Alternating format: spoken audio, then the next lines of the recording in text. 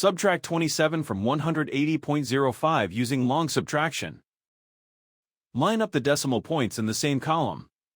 Add placeholder zeros so both numbers have the same number of decimal places. We work from right to left and finish one column before moving to the next. In the hundredths column, 5 minus 0 is 5. In the tenths column, 0 minus 0 is 0. In the ones column, 0 is less than 7, so we need to borrow. Borrow 1 from the tens column. 8 becomes 7. The 0 in the ones column becomes 10. In the ones column, 10 minus 7 is 3. In the tens column, 7 minus 2 is 5. Bring down 1 in the hundredths column. Bring the decimal point straight down into the answer. The final result is 153.05.